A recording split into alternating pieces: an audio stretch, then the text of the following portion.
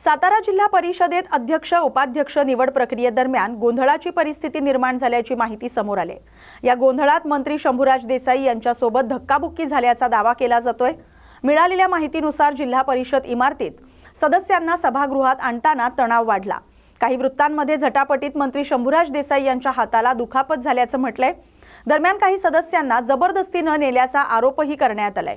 मात्र या संपूर्ण प्रकाराबाबत अधिकृत तपशील समोर येणं बाकी आहे। या घटनेनंतर सातारा जिल्हा परिषदेतील राजकीय वातावरण आणखीनच तापलेलं आहे। पुढील अधिकृत माहितीकडे सर्वांचं लक्ष लागलंय। तिकडे हाताला लागलेलं आहे। हाताला लागलं? हां, तर इंजुरी झालेली आहे। आता ड्रेसिंग केलेलं आहे। मग गरज वाटली तर नंतर बघू, पण आता स्टेबल आहे। हाताला म्हणजे कुठे लागले आणि काय हाताला बोटाला लागलेलं आहे। बोटाला इथे किती प्रमाणात इंजुरी? त्यांना काय नाही, त्रास injury आहे. त्यांना काय त्रास जाणवत होता?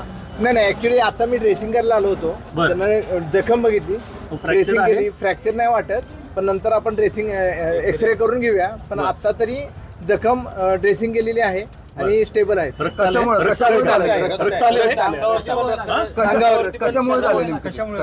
नाही, आता काय झालं हे एक्झॅक्ट सिच्युएशन मला माहित नव्हतं। I was in hospital. मला फक्त एवढं सांगा, रक्त किती नाही, लागलं होतं। रक्त शर्टावरती तर डाग आहे शर्टावर डाग होते. आणि इथे इथून पण म्हणजे बोटाची नेमकी इंजुरी काय झाली ते सांगाल का? स्पेसिफिकेशन स्पेसिफिक हाताला बोटाला हाताच्या बोटाला म्हणजे इंडेक्स फिंगरला लागलेलं आहे, इंजुरी आहे।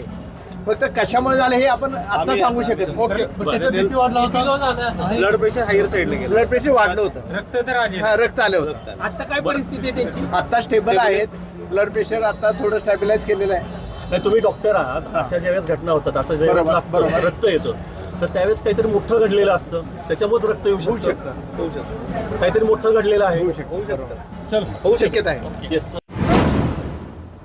वर्ध्यातील गोपुरी चौक ते साटोडा चौक दरम्यानचा रस्ता 2.5 वर्षांपासून अपूर्ण असल्यानं नागरिकांमध्ये तीव्र नाराजी निर्माण झाली।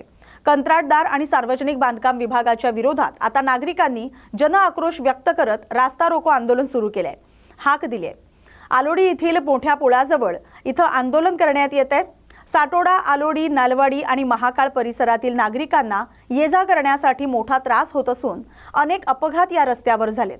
त्यामुळे तात्काळ हा रस्ता पूर्ण करण्याची मागणी ग्रामस्थांकडून करण्यात येते। तसंच काम तात्काळ सुरू झालं नाही तर उपोषणाचा इशाराही आंदोलकांनी दिलाय। गेल्या 3 वर्षापासून हा रस्ता मंजूर झालेला आहे। 3 वर्षापासून या रस्त्याचं काम चालू आहे। अजून सुद्धा या रस्त्याचं काम अपूर्ण आहे।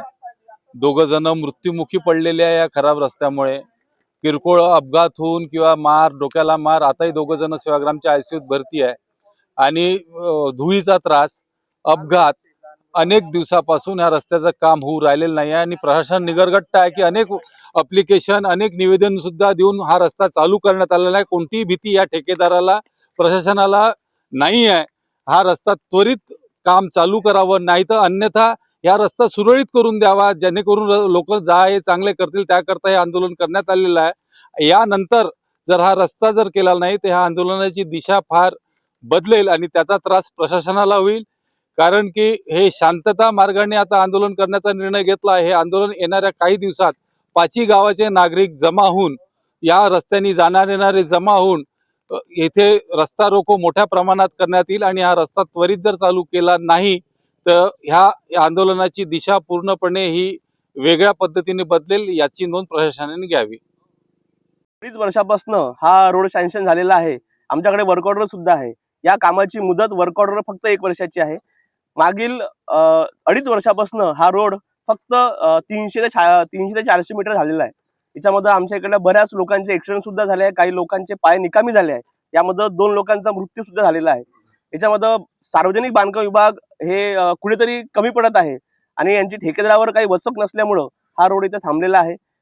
मागे माहिती असं पडलं की कॉन्ट्रॅक्टरला पैसे मिळाले नाही, पण आम्ही अजून तरी पूर्ण सखोल माहिती घेतली। त्या कॉन्ट्रॅक्टरच्या नावाने काही पैसे आले होते, पण त्या कॉन्ट्रॅक्टरला पैसे देण्यात आलेले नाही।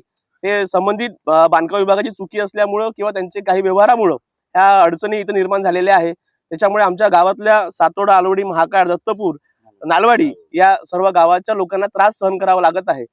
या धुळीचं प्रमाण इतकं वाढलेलं आहे की लोकांच्या घरामध्ये जेवण करत्या वेळी सुद्धा त्या जेवणाच्या अन्नावर सुद्धा इथं धूळ बसल्या जात आहे। त्याच्यामुळे कुठेतरी प्रशासन जागं व्हावं यासाठी आम्ही हे एक टोकाची भूमिका उचललेली आहे।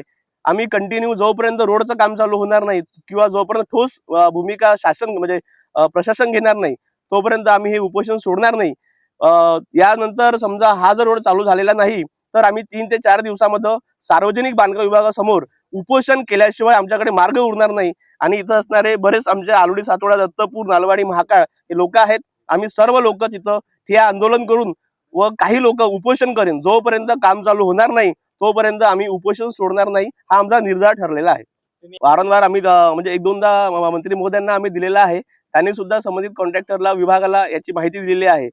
पण विभागही आम्ही नंतर आम्हाला भाऊनी सांगितलं की तुम्ही विभागाशी भेटा. आम्ही विभागाशी भेटलो, त्यांची चौकशी लावली. पण संबंधित कॉन्ट्रॅक्टरचं एकच म्हणणं आहे की आम्ही काम करू शकत नाही. त्या नेहमी अडचणी सांगतात.